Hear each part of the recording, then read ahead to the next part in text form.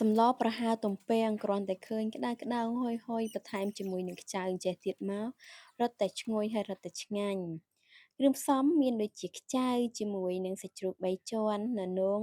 បន្លែបៃតងនេះនាងខ្ញុំមានស្លឹកបាសជាមួយនឹងស្លឹកជ្រលង់មានបន្ថែមជាមួយនឹងល្ពៅអង្ករត្រពាំងជាមួយនឹងគ្រឿងផ្សំម្ទេសអីទៀតមកថាដាក់ទៅរឹតតែជាតិមែនតែនហើយបានខ្ចៅធំចេះទៀតមកថាអូយឆ្ងាញ់មែនតែនពេលយើងហូបទៅថាច្រប់តែម្ដងឥឡូវនេះបន្លែយើងចិតសម្បកអីស្អាតបន្ទាប់មកយើងលាងទឹកឲ្យស្អាតរួចហើយយើងមកហាន់បន្លែល្ពៅនេះយើងហាន់ជាដុំកង់បន្ទាប់មកយើងចាប់ផ្ដើមមកហាន់សាច់ជ្រូក3ជាន់សាច់ជ្រូក3ជាន់នេះយើងហាន់ជាចំណិតល្មមមិនបាច់តូចពេកទេព្រោះយើងត្រូវស្ងោរវារំងាស់ជាមួយនឹងត្រពាំងអីដែរបន្ទាប់ពីនោះមកគឺយើងមកហាន់ជាមួយនឹងននោងយើងចិតរាងជា3ជ្រុងចឹងមកហើយននោងនេះយើងអាចដាក់2ឬ3ផ្លែទៅតាមយើងចូលចិត្តព្រោះននោងនេះគឺផ្លែវាតូចទេហើយបន្លែបើចង់បន្ថែមពីលើសនឹងទៀតបងប្អូនអាចបន្ថែមបន្លែពណ៌បៃតងផ្សេងទៀតបាន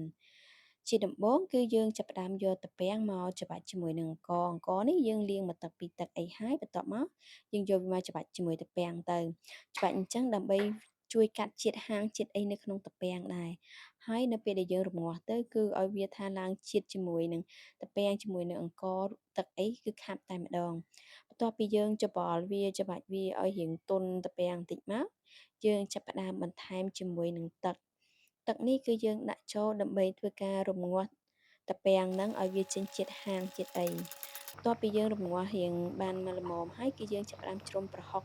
បន្ទាប់ពីច្រុំប្រហុករួចហើយគឺយើងចាប់ផ្ដើមដាក់ជាមួយនឹងសាច់ជ្រូក3ជាន់សាច់ជ្រូក3ជាន់ហើយយើងចាប់ផ្ដើមទុកឲ្យវាពុះរំងាស់ជាមួយនឹងត្រពាំងជាមួយនឹងសាច់ឲ្យឆ្អិនល្អហើយយើងមកដួសកាតិចសនេះចេញកាតិចហ្នឹងយើងដួសកុំឲ្យវាក្រៀតជាមួយនឹងដីអីទៅបន្ទាប់ពីនោះយើងចាប់ផ្ដើមបន្ថែមជាមួយនឹងបន្លែល្ពៅព្រោះបន្លែហ្នឹងវាគ្រាន់ឆ្អិនអញ្ចឹងយើងដាក់វាចូលមុនគេហើយដាក់ជាមួយខ្ចៅចេះមកថាអូយឃើញខ្ចៅនេះទំនងមែនតើបើដាក់ធ្វើទឹកជ្រលក់នេះក៏ទំនងដែរបន្ទាប់ពីនោះមកយើងចាប់ផ្ដើមកូរឲ្យវាចូលជាតិបន្តិចហើយយើងរំងាស់បន្លែឲ្យរាងផុយបន្តិចមកយើងចាប់ផ្ដើមដាក់នៅននោងឆ្លៀតពេលនេះដែរសូមពុកម៉ែបងប្អូនកុំភ្លេចជួយ Subscribe Channel YouTube នាងខ្ញុំឈ្មោះអ៊ុំចាណេតក៏ដូចជា Follow Facebook និង TikTok នាងខ្ញុំឈ្មោះថាអ៊ុំចាណេតអរគុណពុកម៉ែបងប្អូនទាំងអស់គ្នាបើសិនជាចូលចិត្តវីដេអូនេះសូមជួយ Like Share Comment ហើយនឹងបើចង់បានវីដេអូថ្មីៗទៀតសូមជួយ Comment ថាចង់បានមុខម្ហូបអ្វីផង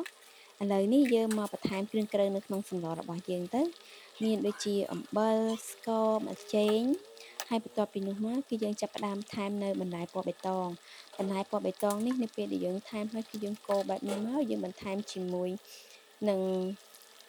ប្រេងឆាបន្តិចមកដើម្បីឲ្យពណ៌វានៅស្រស់នៅល្អគ្រាន់តែឃើញនឹងថាអូយល្អមែនតែនស្រស់មែនតែនក្តៅហុយហើយឈ្ងុយទំពាំងបែបនេះទៀតអូយបាយមួយចានពីរចានអីគឺសមល្មម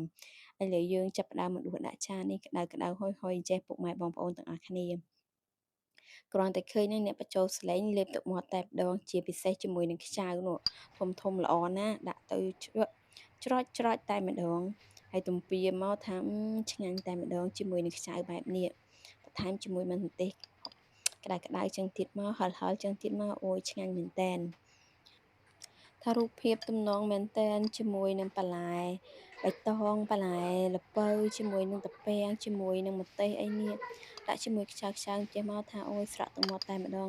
គ្រាន់តែឃើញឃ្លានតែម្ដងសម្រាប់អ្នកដែលចូលចិត្តសម្លទំពាំងអីនេះគឺដាក់មកដឹងតែត្រូវតែម្ដងរលើបរលោងស្រស់ថ្មីបែបនេះឆ្ងាញ់